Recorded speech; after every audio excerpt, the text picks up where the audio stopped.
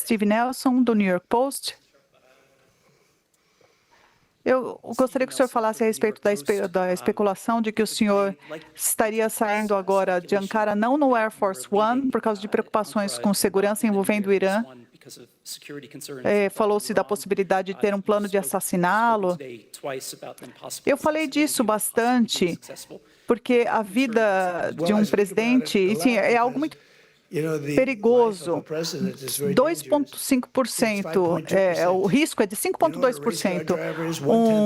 Um toureiro tem um risco menor, um piloto tem um risco menor, um presidente tem um risco de 5,2%. Você é um ótimo repórter. Eu sei que eu sou o alvo número 1 para ser assassinado. Eu não me importo, porque eu estou fazendo meu trabalho e nós temos agora um país que está indo muito bem e é muito bem sucedido, mas eu mencionei essa questão porque eu estou nessa lista, uma lista que saiu ontem, outra lista, falando que eu era o número 1. E eu prefiro ser o número 1 do TikTok, mas eu era o número 1 na lista para ser assassinado.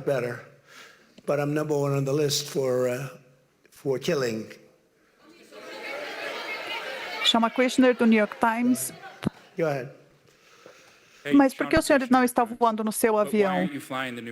Bom, ele está voando para a Europa, para uma das duas bases que temos, para mostrar para as pessoas, enfim. E ele vai voltar para casa nos métodos normais. Mas nós vamos para a Europa para algumas bases, uma em particular, então, para que os soldados possam ver, porque é um avião magnífico.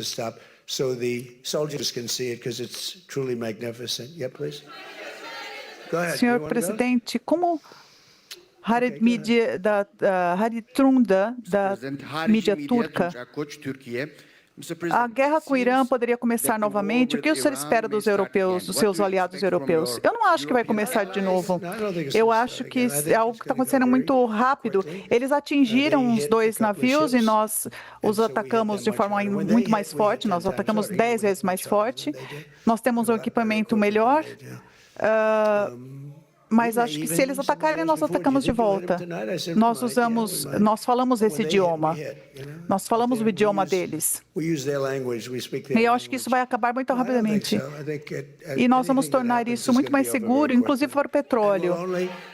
O petróleo vai ser vai circular muito facilmente, muito rapidamente. Nós conseguimos, agora nós temos o Estreito de Hormuz, as embarcações passam por ele, então tudo que vai acontecer pode acontecer muito rapidamente. Não, agora, o senhor disse, sou da MS Now, é uma rede de notícias péssima, mas enfim. MS Now, dá para imaginar? Eles não queriam usar o nome NBC porque eles tinham vergonha, mas enfim, sua pergunta. O senhor disse que países como Itália, Espanha e o Reino Unido não apoiavam os Estados Unidos em sua guerra com o Irã. O que eles deveriam fazer? Bom, a Espanha tem sido terrível, tem sido muito ruim. A Itália tem sido boa e quase todos os países têm sido bons. Eles tiveram só um momento ruim. Eles não nos ajudaram, mas nós não precisávamos de ajuda, porque enfim, eles ficaram meio de lado ali, e eu não gostei muito dessa resposta. O Reino Unido deu uma resposta que foi meio esquisita, e eles queriam ajudar quando a guerra acabou. Isso não está no espírito de Winston Churchill. Eu acho que se sai uma palavra de hoje é união. Todos esses países, eles nos amam, eles se amam, e há uma tremenda união, uma unidade. Foi uma pergunta justa.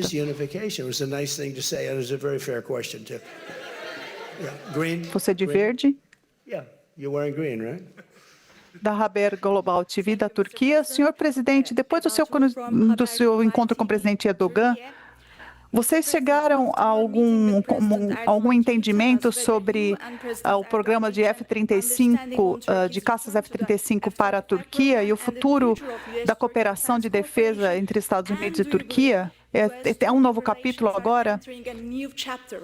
Eu tive um ótimo relacionamento no meu primeiro mandato. O pastor Brunson, ele estava preso há 35 anos, era um herói evangélico, e eu liguei para o presidente Erdogan e nós conseguimos libertar o pastor. E eu não paguei nada por isso. Eu falava que Obama e Biden pagaram bilhões, enfim. E eu disse apenas que ele era um bom homem, um homem altamente respeitado, um evangélico, e ele estava no Salão Oval no dia seguinte, o pastor Brunson, quando ele foi libertado. E como o Biden sonolento, coisas ruins aconteciam. Riam da gente em todo mundo e tínhamos uma relação muito ruim com muitos países, e acho que Turquia era um deles. Mas isso mudou em 5 de novembro, com a eleição,